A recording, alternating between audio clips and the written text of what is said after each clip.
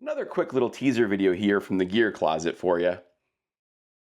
In seeing some interviews with Leica engineers talking about the Leica SL3, they said that they think that full frame image quality has kind of reached an apex.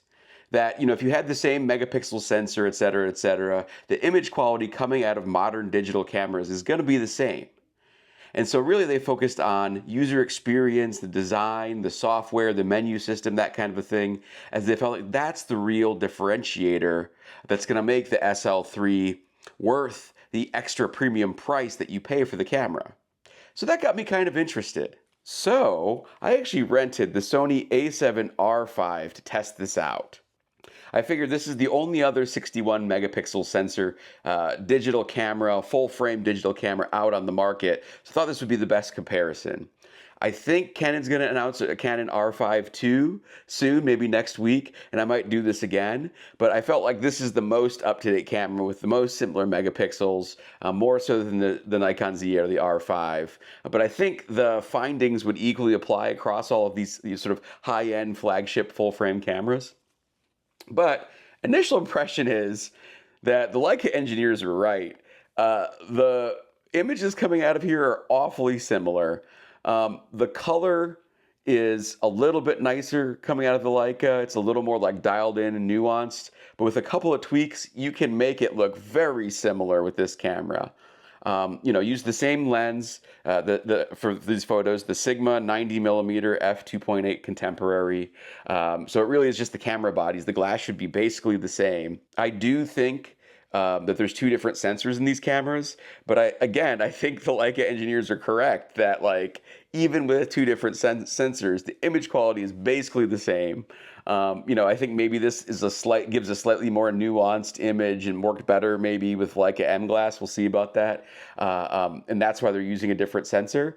But again, you can kind of tweak this and you get really, really, really close. So more to come. I'm going to make a lot more image samples. I got this for a whole weekend, so I'm going to shoot a whole bunch with both of these and share more. But I just thought this was interesting enough to share right out the jump that, I don't know, man.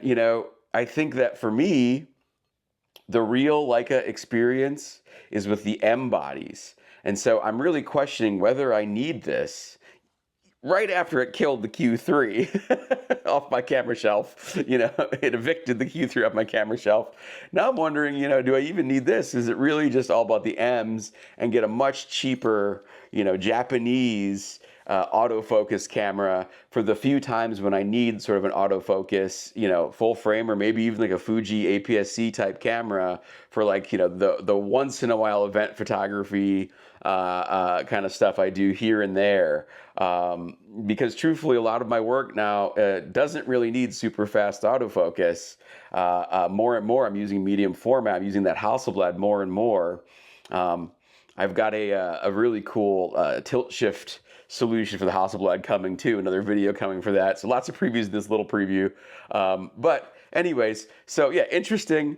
Not sure, if the SL3 is worth the extra money over the A7R5 if we're talking about image quality. Of course, if we're talking about user experience, this is so much better. Better menu system. I love the dials, that tactility, the feeling of it. It is heavy. This is lighter, but this is still pretty heavy. So, user experience wise, no question, the premium is worth it. Image quality wise, the jury's out. Stay tuned and I'll let you know more. Like, comment, subscribe, all that good stuff, and I'll see you in the next one. Bye.